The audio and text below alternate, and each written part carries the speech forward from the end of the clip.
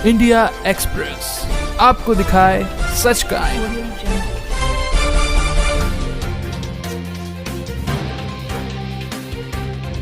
अहमदाबाद के जो session court ने न्याय मिलता नहीं है, न्याय बिकता है। और न्याय कैसे बिकता है उसका उदाहरण स्वयं सुप्रीम कोर्ट के सीजेआई रहे, भूतपूर्व सीजेआई रंजन गोगोई ने स्वयं अपने मुख से कहा है। कैसे कहा है, मैं आपको उसको उनका शब्दशः उनका उदाहरण प्रस्तुत करूंगा। कुछ 1-1.5 साल पहले जब जी न्यूज़ के पत्रकार सुधीर चौधरी से आप सभी वाकिफ हैं, सुधीर चौधरी ने जब उनका इंटरव्यू लिया और इंटरव्यू में उनसे सीधा सवाल पूछा कि मैं आपसे सीजेआई के तहत एक सवाल नहीं पूछ रहा हूं, मैं आपसे व्यक्तिगत रूप से सवाल पूछ रहा हूं कि क्या सुप्रीम कोर्ट में करप्शन है और क्या सुप्रीम कोर्ट भ्रष्ट है। अर्थात सुप्रीम कोर्ट के जो न्यायाधीश है, जो न्याय करते हैं, क्या वो पैसे की लेन देन से अपना फैसला बदल सकते हैं? चाहे गुनहगार कोई भी हो, लेकिन पैसों के लेन देन से निर्णय बदले जाते हैं। जब उनका ये सीधा सवाल था तो रंजन गोगोई, जो चीफ जस्टिस ऑफ इंडिया, जो सुप्रीम कोर्ट के मुख्य न्यायाधीश के कुर्सी से कुछ समय पहले ही, उस समय वो रिटायर हुए थे, उन्होंने जो कहा बड़ा आश्चर्यजनक है। उन्होंने ये कहा कि corruption is as old as society. मतलब करप्शन, भ्रष्टाचार उतना ही पुराना है जितना कि समाज। दूसरी बात उन्होंने कही कि corruption has become a way of life. अब हमारे जीवन की एक पद्धति बन चुका है। जैसे हमारे शरीर में रक्त दौड़ रहा है, उसी तरह से करप्शन हमारे समाज के अंदर फैला हुआ है। और उसी प्रकार से, जिस प्रकार से समाज के अंदर फैला हुआ है, उसी प्रकार से समाज जिसकी ओर न्याय की आशा करके बैठी हुई है, देश की 125 करोड़ जनता, वो सुप्रीम कोर्ट, जिसके आधार पर हमारा देश का लोकतंत्र निर्मित हुआ है और लोकतंत्र की ये प्रक्रिया चल रही है, वो सुप्रीम कोर्ट भी इस भ्रष्टाचार से अछूता नहीं है। अर्थात उसके जो जज हैं, चाहे वो 1 बेंच की जज हो, 3 बेंच की हो, 5 बेंच की हो, 15 बेंच की जजेस की जो होती है बेंचेस, कोई भी करप्शन से मुक्त नहीं है। अर्थात पैसे लेकर अपना निर्णय बदलते हैं। तीसरी बात उन्होंने कही कि एक्सेप्टेबल वे ऑफ लाइफ। क्या? करप्शन को भारत के समाज में इसको अब जीवन का एक स्वीकार्य सत्य मानकर इसे अब हमें स्वीकार कर लेना चाहिए कुल मिलाकर।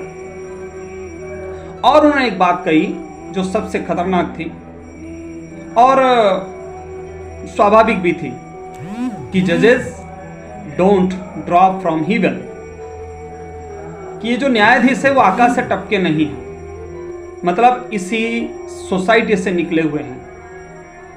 अब जो लोग एक समाज से निकले हुए हैं तो निश्चित रूप से उनका संस्कार, उनकी जीवन पद्धति, उनके माता पिता के संस्कार, उनके स्वयं के संस्कार, उनके कर्म और किस प्रकार से वो उस न्यायाधीश के पद तक पहुंचे हैं, साम दाम दंड भेद आदि की नीतियों को अपनाकर। जैसा कि हमारे देश में, मैं इसलिए इसके बारे में जिक्र करना चाहता हूं, आपको बताना चाहता हूं कि हमारे देश में सुप्रीम कोर्ट में कॉलेजियम सिस्टम पद्धति से जजों की नियुक्ति होती है। अब वो कॉलेजियम सिस्टम क्या है? कॉलेजियम सिस्टम का मतलब है कि सुप्रीम कोर्ट का चीफ जस्टिस जिस भी सीनियर एडवोकेट को चाहेगा उसे सीजेआई बना सकता है, न्यायाधीश बना सकता है। और ये पद्धति बिल्कुल मोनार्की सिस्टम जैसा है, जैसे कोई राजवंश चलता हो, राजा का पुत्र ही राजा होगा। इसी प्रकार से आज तक ये कॉलेजियम सिस्टम के माध्यम से भारत की न्याय प्रणाली को चला रहे हैं। कहां पे? सुप्रीम कोर्ट में। और इसलिए जब इस पद्धति से न्यायालय चल रहा हो तो हमें न्यायालय से ज्यादा उम्मीद नहीं करनी चाहिए। और इसीलिए रंजन गोगोई जी ने साफ साफ कह दिया है कि corruption is as old as society, corruption has become a way of life and acceptable way of life, जजेस don't drop from the haven.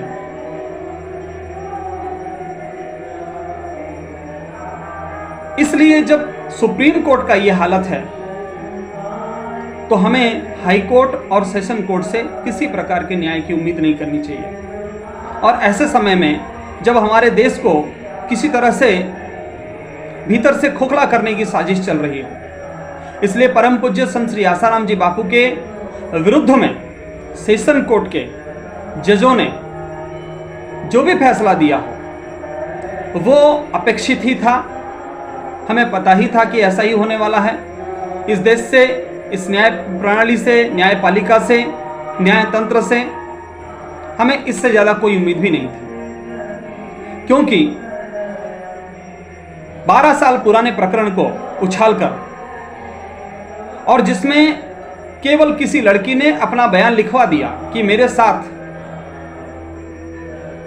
10-12 साल पहले यह घटना हुई थी, और केवल उस लड़की के बात को ही सत्य मानकर इतने बड़े संत को, जिनको मानने वाले देश विदेश में पूरे विश्व में करोड़ों करोड़ों लोग हैं, और सीधे बिना किसी जांच के उन्हें जेल में बंद कर दिया गया। और देखिए तमाशा न्यायतंत्र का, 9 साल 5 महीने तक न्यायालय इसकी जांच कर रहा है, लेकिन न्यायालय के पास कोई सबूत नहीं है। केवल उस लड़की ने जो कहा उसी को सत्य मान लिया। आप सोचिए कितने आश्चर्य की बात है, क्या जब वो लड़की उस आश्रम में वर्षों तक रही, क्या तब तक उसे कभी ऐसा होश नहीं आया कि वो अपनी बात कह सके? और भी आश्चर्य देखिए, उस बहन ने बाद में मीडिया के सामने आकर यह कहा भी कि मुझे अपना जो बयान है वो बदलना है। क्यों बदलना है? उसने ये भी कहा कि मेरे ऊपर किसी का कोई दबाव नहीं है और मैं स्वप्रेरणा से, स्वविवेक से, और चूंकि बापूजी निर्दोष हैं और मैंने उन्हें किसी दबाव से या जो भी कारण रहा हो उनके ऊपर झूठे आरोप लगाए थे, मैं वो अपना स्टेटमेंट बदलना चाहती हूं, लेकिन न्यायालय उस स्टेटमेंट के बीच में आ गया है। मतलब न्यायालय मुझे वो करने नहीं दे रहा है, मुझे अपना स्टेटमेंट रखने नहीं दे रहा है। आप सोचिए कि न्यायालय की भ्रष्टता कहां तक है। क्या उम्मीद कर सकते हैं आप? आज किसी भी सीनियर एडवोकेट को न्यायाधीश बनाकर बैठा दिया जाता है सेशन कोर्ट में, हाई कोर्ट में, आदि आदि, जहां भी, आपको पता ही है। तो पिछले आजादी के बाद से 75 साल हम मना रहे हैं अमृत महोत्सव। जिस न्यायपालिका के ऊपर उम्मीद करके 125 करोड़ लोग बैठे हैं कि हमें इस देश में न्याय मिलेगा, अपराधियों को दंड मिलेगा, निरपराध लोगों की मुक्ति होगी, आज उसने एक नमूना पेश करते हुए, और वो भी ऐसे दिन पे जिस दिन महात्मा गांधी जैसे महात्मा को गोली मारकर जिनकी हत्या कर दी गई थी, उस 30 जनवरी 2023 के दिन परम पूज्य संत श्री आसाराम जी बापू को आजीवन कारावास की सजा सेशन कोर्ट ने सुनाई है। सुप्रीम कोर्ट के मार्कंडेय काटजू हो गए, जो कि सुप्रीम कोर्ट के चीफ जस्टिस रहे हैं। उन्होंने भी कई बार इस प्रकार की बातें कही हैं, और कोई भी तटस्थ न्यायाधीश जो इस देश का रहा है, चाहे वो उच्चतम न्यायालय का हो, चाहे वो नीचे के न्यायालयों का हो, सब ने कहा है। काटजू ने तो यहां तक कह दिया था कि नीचे की अदालतें 80% तक भ्रष्ट है। मार्कंडेय काटजू जो कि सीजेआई रह चुके हैं इस देश के सुप्रीम कोर्ट में, उन्होंने कहा है कि नीचे की अदालतें 80% तक भ्रष्ट हैं, अर्थात पैसे लेकर निर्णय देती है।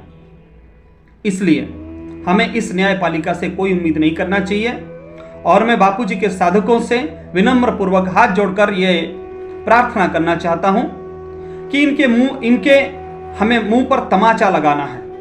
किस प्रकार से बापूजी के देवी कार्यों को और अधिक आगे बढ़ाकर, चाहे वो बाल संस्कार के माध्यम से हो, चाहे मातृ पितृ पूजन के माध्यम से हो, तुलसी पूजन के माध्यम से हो, देश के करोड़ों बापूजी के साधक और बापूजी के युवा और बाल संस्कार के बच्चे भी ये निर्णय करें, ये ठान लें, ये संकल्प करें कि हम बापूजी के ज्ञान को, बापूजी की सच्चाई को देश के कोने कोने तक फैलाएंगे और देशवासियों को जगाएंगे।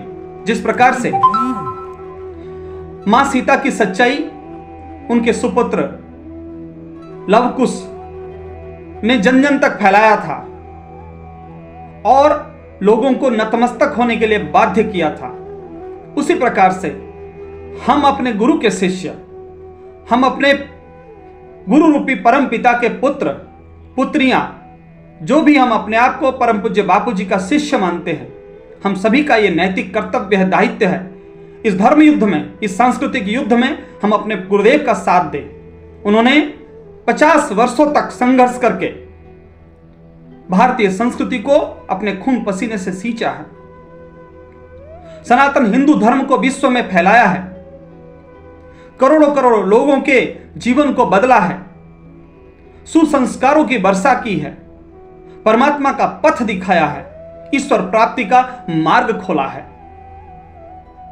और अनादिकाल से जो शास्त्र लुप्त प्राय इस धरती पर हो गए थे, जो केवल ग्रंथों के अंदर ही सीमित थे, उन शास्त्रों के अमृत वचनों को बाहर निकालकर ऋषि प्रसाद के माध्यम से और अपने प्रवचनों के माध्यम से, सत साहित्य के माध्यम से मानव समाज को दिया है। और ऐसे परम पूज्य बापूजी के कृपा से हमें उन्हें दीक्षा मिली है, हमें गुरु मंत्र मिला है, वो ब्रह्मास्त्र मिला है जिसके द्वारा हम देश के लिए, समाज के लिए और विश्व के लिए मिसाल प्रस्तुत कर सकते हैं। तो हम अपनी शक्ति को पहचानें, हम अपने ज्ञान को पहचानें, अपने गुरु मंत्र के सामर्थ्य को पहचानें और अपने गुरुदेव के प्रति आस्थावान होकर उनके ज्ञान को प्रचारित करें। इंडिया एक्सप्रेस आपको दिखाए सच का आईना।